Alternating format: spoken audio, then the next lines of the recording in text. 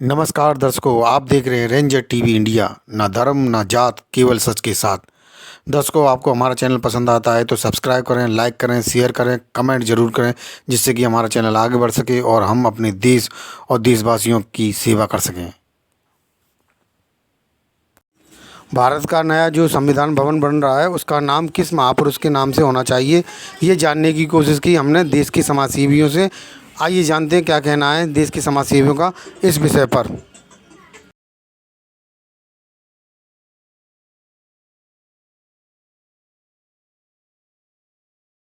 देखिए, भारत में सब राजा रजवाड़ों का ज़माना था। सबको इतिहास पता होगा कि जब भी भारत में बड़े बड़े महापुरुष सम्राट हुए हैं, लेकिन भारत में प्रजातंत्र का निर्माण नहीं था। तो भारत में प्रजातंत्र निर्माण जब हुआ, उसके निर्माता और शिल्पकार डॉक्टर बाबा साहब आम्बेडकर।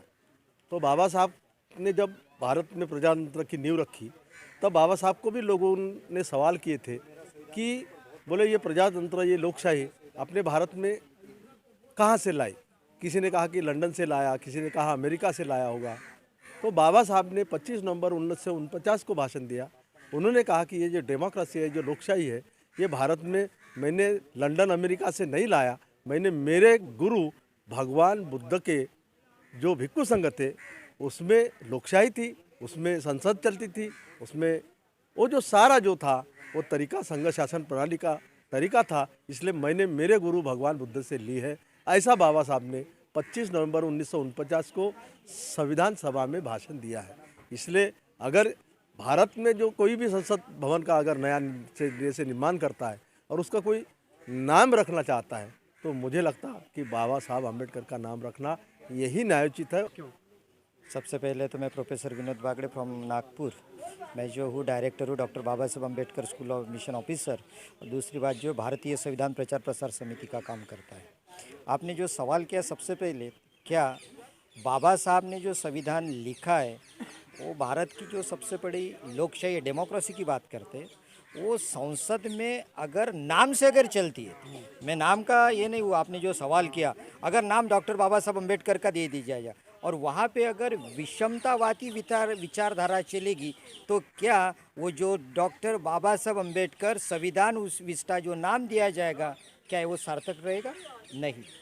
जो कि नाम पे कुछ नहीं, अभी भी मैं बताता हूँ, ये ध्यान में रखो, नाम पे कुछ नहीं, तथागत बुद्ध का नाम दे दिया है, क्या फिर तथागत बुद्ध के विचार वहाँ पे चलेंगे? सबसे महत्वपूर्ण है कि चलाने वाला अगर समतावादी हो तो फिर वहाँ पे नाम जो है वो नाम सार्थक रहेगा।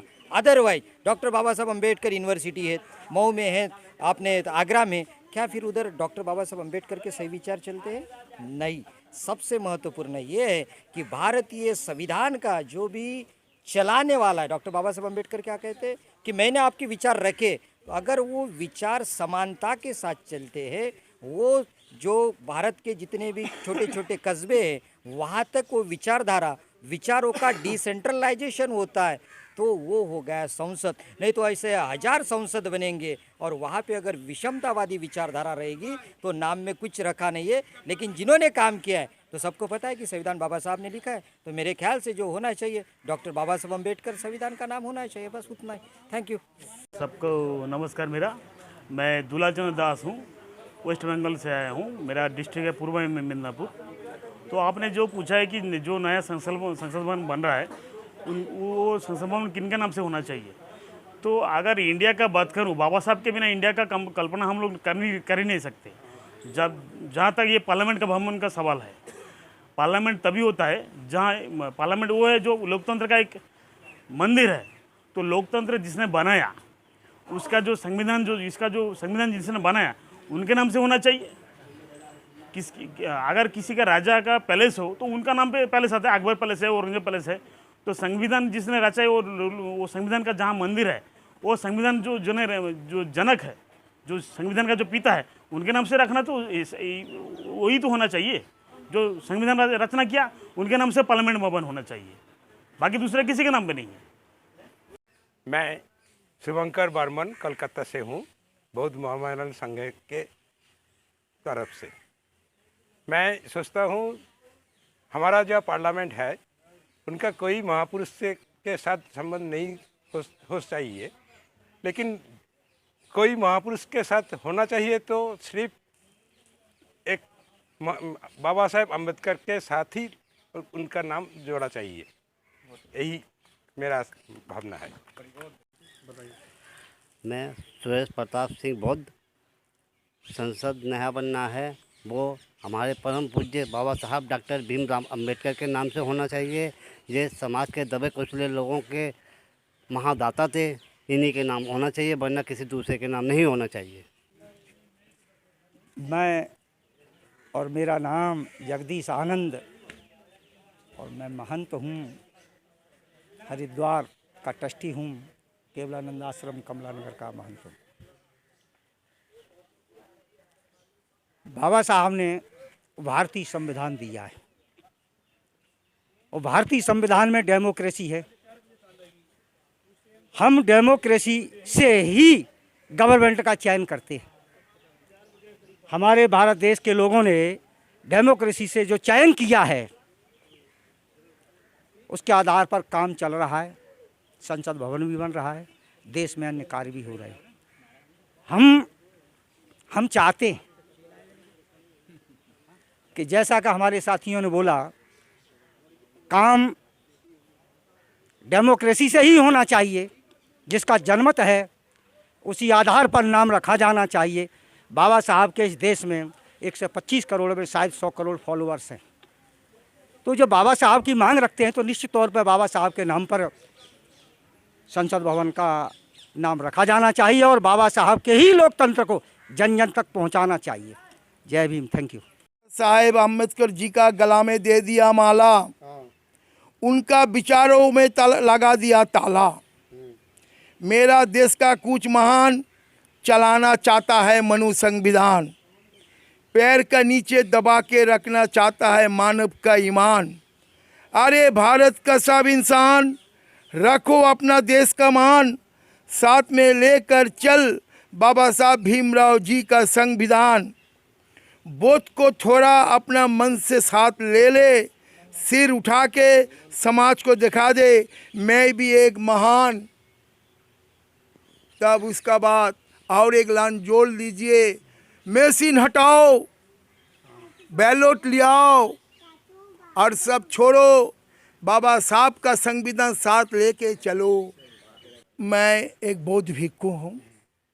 नया जो संसद भवन बन रहा है, आप हमसे पूछ रहे हैं, मैं तो मेरा पुराना जो भवन है बहुत अच्छा अभी तक हमको लगता है। वहाँ घुसने के बाद मेरा अशोक स्तंभ कितना सुंदर हंस रहा है, मेरा अशोक स्तंभ जो है। और आजकल जो अशोक स्तंभ देखा जा रहा है वो खाने वाला है, वो तो खाने आ रहा है। मैं कि हमको खाने दूं उनको। साथियों, आप लोग थोड़ा सोच संभल के जाग जाइए।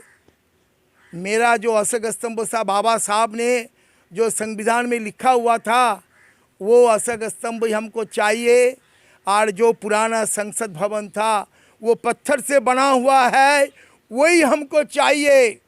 उसका साथ साथ हमको बैलेट चाहिए, उसका साथ साथ हमको 1 वोट 1 वैल्यू 1 मैन चाहिए। बाबा साहब ने इसको बोला तो 1 मैन 1 वोट 1 वैल्यू। ये वैल्यू समझिए, प्रज्ञा का साथ चलिए, सोच लीजिए, सिर उठा के चलिए, सिर नमन करके नहीं।